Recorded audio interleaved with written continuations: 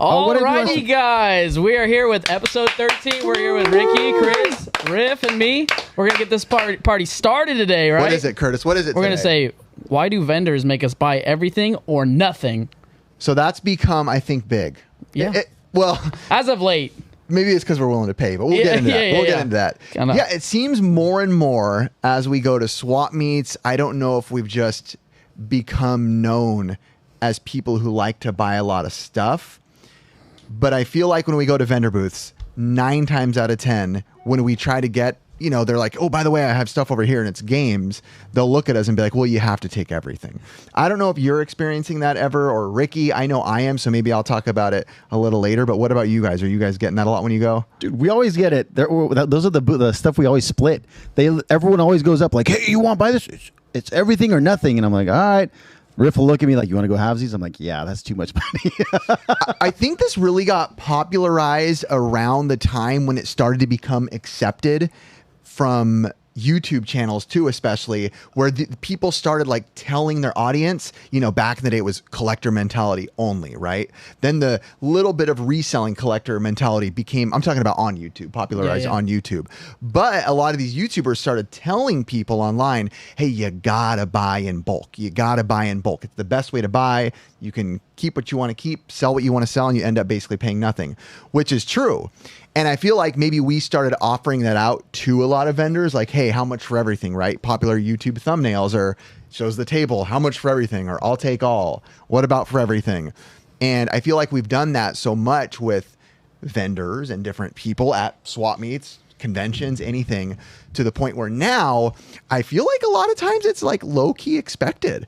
Not from a lot of vendors, right? A lot of times if they have a small amount, they won't. I can speak for this weekend when I went to Dusty's booth. Yeah. And it was probably the most amount, not money-wise. So much stuff, I literally paid Curtis to come to my house. and sort through, clean, and actually like price it all out. Man, there was so much stuff. He probably had over at least like maybe 300 to 400 items just separately. Yes. And that took mistakenly hours to do. Like, I'm not even joking. I paid Curtis like a good 25 cash an hour. Not bad. He didn't need to do that. Not bad. I honestly didn't even tell you to pay me. He goes, just for your time. And I'm like, what are you doing this for? Time. So I do too. But basically, that was like one of the other examples of it. Like Dusty was basically like, I went to his booth. He had a ton of stuff. He buys from storage units. He's like, I don't want to go through all this.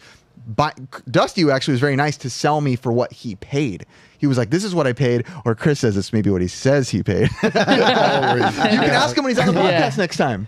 I will ask him, but he probably won't be truthful with it, to be honest with you. Dusty, he is calling you out. Not calling Dusty out. I love Dusty, but I do feel like when he says this is what I paid, I've heard other vendors say that too, and I'm like, really? Like, Dusty, I don't think you sell stuff Dusty, for nothing. Bring receipts. All right, what are your thoughts on it? Do you ever do that? I mean, you sell too as well, or he's in a store, it's different. But. Well, I think the vendors have just gotten smarter. Like, they know that if you're coming through, and we all do this, like, you want to cherry pick out the good games, right? Like, you want to go through a lot. You see a stack of PS2 games, like, you don't want the Maddens, you don't want the garbage games that are in there. You want to pick out the good titles. But I do think that the vendors realize if you come and pick out those good titles, they're never going to sell the Maddens, and they just sit there. So that's why I think that they're going, no, you got to buy all of it. Yeah. They just don't want to get stuck with it. So I think they've gotten smarter and more keen to it. Yeah, but I also think that, like, in some aspects, they probably don't want to take it back with them. You know what I mean? Like, a lot of their stuff, they're probably like, all right, don't even care to sort through it. Just make a stack and we'll figure it out. Like, that's what I got that sentiment lately, where I'm like, I'm just creating a stack and I'm like, hopefully they don't take an arm and a leg. Go ahead. Well, and I think that, like, Dusty is an example where, like, he doesn't want to take that stuff with him. It's just going to probably end up in the trash. He knows you're going to come through, pick out the good stuff. So he's like, no, you're taking all of this. Bro, he called me, like, yelling at me one time. He's like, why have you not been to my booth yet? And I was like, dude, I'm sorry. Like, you need to get down here. I can't imagine, though, like you said, being a vendor, showing up with a truck full of stuff and having to load it back in. I can't even, when we sell on Whatnot, I don't even like to bring, when I go to your house, I'm like, I don't want anything back. They'll be like, well, this didn't sell me, we can next week add it to I'm like, no, we sell it tonight. I want to take nothing home. I buy in bulk, I need to sell in bulk. Ricky, you were going to say something. What were you going to say, sir? I was going to say that there's probably a lot of vendors that are just like Dusty, because Dusty, when he comes to the swap meet, he doesn't bring anything back. That's it. Like, he loads it, whatever doesn't go, he's like, dude, I get rid of it. And we probably should say, Dusty, for anybody listening, our other channel, Pixel Game Squad, our buddy Dusty is on Storage Wars. We buy from him every week there. And he will be on the show next time. He said next time. I guess Yes. another question that I would have is, like, what are some of, like, the advantages and also the drawbacks from taking on such large quantities of items at once? Cleaning stuff and things not working. As we saw. We saw it Dude, about like 4 that we probably bought, what, 9 or 10 consoles in it there? had to be roughly like that. And they were all, like, special edition ones, like, here and there. Like, How many didn't work? 4.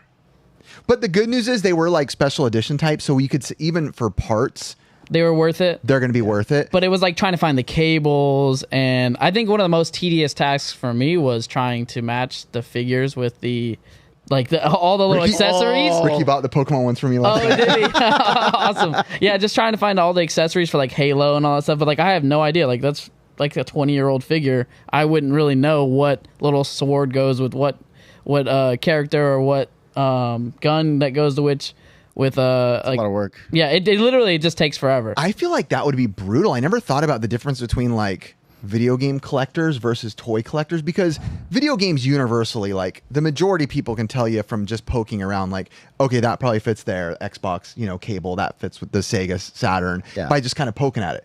With toys, when you're given a bag this big of little tiny, like a sword, you're like, how would you know which one that goes for unless you're extremely well versed? We've had to do this before with large lots of like Star Wars figures. Teenage Mutant Ninja Turtles are one of the hardest, where you have to lay out all of the accessories and go figure by figure and look on like eBay or Google Images and try to find each individual one. It is so tedious. Yeah, and is that, like, worth it for your time, like, when you're going into that stuff like that? With some of the older toys, it is, because the accessories are like the figure by itself, and then you add the accessory, could be like triple the value with the accessory. It's all about that bingo moment, right? Yeah. You'll look and you're sitting there, like, even when I bought from Dusty, he's like, there's a bunch of empty Switch cases, take it all. And I'm like, dang, empty Switch cases. I still open them up. I'm like, Mario Odyssey, nothing, and then all of a sudden you open it. Bring Dragon's Lair Trilogy, 100 whatever, $50 game. It's in there, and it's that moment where you're like, this is worth it. There you go. That is because people will be like, yeah, time. Yes, time. But that right there might have taken me 20 minutes, but really I can, make $150 on that. Or if you're collecting it, you're like, shoot, I just got that Grail and got it for basically, if you piece out how many items you bought per, like, got it for like $2. But the time aspect is key. Like when you're evaluating, like, am I going to buy this That's whole why I thing? hired help, bro. Like that lot that you bought off of Dusty Cheap was labor. like, I mean, it was a huge just rat's nest of wires Was a and nest. cords, and it needs to be cleaned. And I call it processing it. You're processing, like a trade.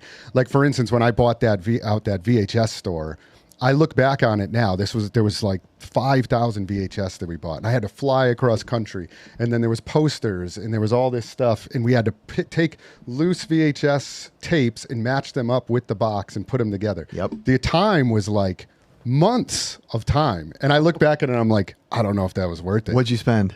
If you don't mind saying. $15K. What do you think it was profitable in the end? Not making your money back. I'm talking, do you think there was profit in the end? Money wise, yes. Time wise, no. But it all kind of goes together. So if you put money and time together, did you, in the end, say you were paying yourself a wage of, $25 an hour to look through it, did in the end?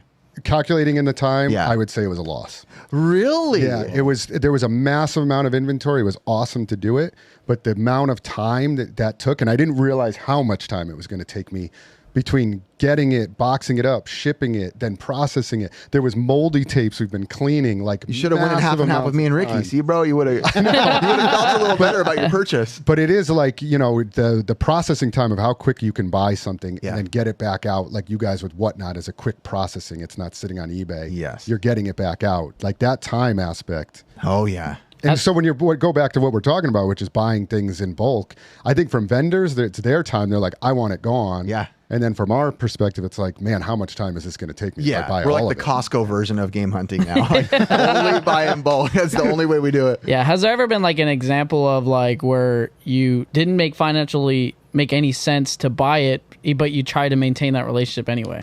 Like, where it's just like, Oh, yeah. I feel like you guys have been doing that. I do it all. Ricky, Yep. And I've Ricky, done why that don't you as talk well. about it too. Yeah, I've done that before, but I feel like you guys have been kind of hinting at like, oh, I bought this because I just want to keep the relationship going. Absolutely. Ricky, you can tell him about our relationship with Dusty. Well, one of the ones we got off Dusty was like a lot of Japanese games and like it was Famicom. Yeah. It was all this weird stuff, but we literally broke even on Whatnot. Maybe broke even. Maybe. But that doesn't account for the time, the cleaning, posting it up. So it's like it was kind of a loss, but at the same time, it's like it's Dusty.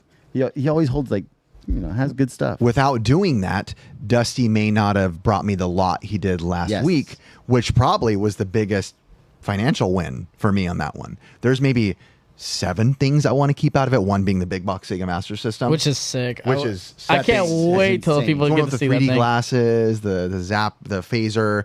That'll be. But even in the end, I'll probably make a few grand off that. I would say that was like the cleanest bit too. All the Sega Master stuff was super clean out of that lot. But he was desperate. I could tell. He's a new dad. He was tired. So I was like, oh, I can already mess with him. He was a little tired. I could see it in his eyes. Brand new dad. He's like, I bought too much. He's like, just take it for what I paid. And I was like, finally, like a scorpion. I was like, my time. yeah, because I know you were gonna say something. What were you gonna say? Well, I was just going to say I've done the same thing where I have bought things with anticipation, knowing that there's probably something further down the road. Yeah. Maybe somebody says like, well, I have a huge collection of NES games, but I'm just looking to sell, these junk PS2 games right now or decent PS2 games. Okay, I'll buy those. Maybe I'll break even because I know that there's a better deal down the road. Yeah. So, I had a guy this weekend. There was like a big stack of. It was a Genesis that looked like it was pooped on by every roach on the worst part of the Mexican border. I don't know why he's an example horrible, but it looked like that. And it was like a stack of Madden games, and there was like one uncommon Genesis game. And I searched it up on PriceCharting.com, which is not a sponsor anymore, but still searched it up on Still friends of the show for sure. They're great. Searched it up on PriceCharting.com, and I was like, ooh, it's a $40 game. And then I asked him like, how much for the game? And he's like, lot only. And I'm like, why? He's like, everyone's asking about that damn game. What's up with that game? I'm like, it's like a $40 game, bro. He's like, nah, you got to take it all. Don't be stuck with the Maddens. And I was like, how much did you pay for all of it? I didn't end up doing it. Oh, you I didn't? think he wanted like 80 for everything. See? But again, with the Genesis looking like it was freaking bean burritoed, people were butt blasting just on that thing. And then it was all Maddens. You can't even sell those. You can't even give them away. Right. You can't give away Genesis Maddens. Yeah, it makes it a little bit more difficult when it's a lot because you have to factor in a lot more. Yeah. Cherry picking is always the best and easiest. If you can go up and, I'll take that one, $2, $3. Yeah. The allure of buying in bulk, though, I get it. Like, say you even as a seller, or say Ricky, you're selling at a table and you're like, okay, I could cherry pick this and I'll make my most money that way. But if it's been a long day or you just want to get moving or take a break and I walk up and you can get $7,000 for everything in your table, but I come up and go, give you $5 cash right now for everything. It's like, ooh, okay. Like I that $2,000 at the end of the day, I gotta leave. I gotta walk away. I don't need that. I get a Clean slate. clean slate. Have you guys bought out whole vendors at conventions before? Not at conventions. I've tried. No, not yet. I've tried. I almost did. There was one guy that had one that was pretty low. Yeah, Phoenix Resale, right? We almost bought someone out. Oh, we did. Yeah, Chase bought out Phoenix Resale. Yeah, Chase did that. We almost bought out a buddy. Wait, go ahead. I'm debating if we should have too. It was it was basically a ton of Switch stuff, but again, there was a bunch of that stuff that we just didn't want in there and didn't want to have to process and all that, even though we're not actual store owners. But do we count as store owners? You're with processing stuff now. What Yeah. you had to do with Whatnot. Dusty, that's processing. That's a big purchase and you got to go through it all. That's a big thing on Whatnot. People are like, buy from my store. And they're not, but they're not actual store owners. They just have a Whatnot front. Or like an eBay store. Is our Whatnot room considered a store? In a sense, I would think it is. Yeah. We got a store. I got I mean- a store. You hear it first, baby. I mean, Let's technically, go. I think you guys do provide a service in some aspects, so that is a store. I'd say we provide entertainment. Yeah, it is a show, and it's super fun. We are not sponsored by Whatnot, but if you want to come on a Thursday, we are complete idiots. And I will say 90% of people that watch our mainline videos are always like, where can I buy this stuff? Oh my gosh. Like, so the stuff that we are selling. And I'm like, we've been telling you guys forever, like we're not sponsored, so we don't shove it down your throats, but like we sell this every week. And by the time the video goes out, that stuff's long gone. Yeah. So people will come in every once in a while like, Other than me. please, do you have that? And I'm like, that has been gone. I'm so sorry. It's been gone months now. But yeah. Last question on this subject, I guess. What has been like one of the most lucrative deals, like within the past, not like within the last year, that you've actually like made out on, like pretty good? I bought a bunch out of a suitcase once, and I did pretty good on that. I bought for like $3,500 or something. A homie of mine flew down, sold me everything in suitcases. I think for like $3,500, I probably made like 75 in the end. So pretty much doubled up ish. That was a good one for me. Yeah. How about you guys? I mean, I just most recently bought a gigantic. We've been working on this deal for a long time. It's a bunch of like older 90s graffiti t-shirts Yeah. that we've been buying periodically over time. They're all dead stock, like 1990s Marvel comics, Image stuff. And I mean, like thousands of shirts. And it's kind of going back to the bulk thing. Like we've been cherry picking out good ones for a long time. Don't you pick out of the one I'm buying from you, bro. You give me the good ones, all right? And now the seller is finally kind of at the point where they're like, we're ready to kind of bulk sale this almost at their cost. And it's a lot of stuff that I normally wouldn't buy, but now it's at the price level where I'm like, I think we'll just buy everything. Where it's like beneficial to you. Yeah, because we'll move it one way or another. Again, their cost is so low. Yeah. But we started off with that cherry picking, and now it's just buy everything. And I'm gonna bulk buy like $1,000 worth from you, see how it goes, and if it goes really well and works for my store, I'll buy more. You know, Ricky, what about you? What's one of your best ripping people off moments? Pretty much the better way to reword this. Lucrative deals. Yeah, but I mean, what's the best rip off, bro? Come on. I rip myself off, truth be told, because literally I buy all this stuff and Does that apply? I always keep all the stuff I want, and by that time I'm like, well, I broke even. I'm like, I'm good. Yeah, Ricky always has very good intentions of selling it. Like he'll buy a lot, he'll go in half with me, and he's like, all right, sick. Like I'll sell it, and then we go on Whatnot. He'll sell like 7 of them, and I'll be on Whatnot. Like already the one we have tomorrow, I have like 97 items listed. Yeah. They have none yet.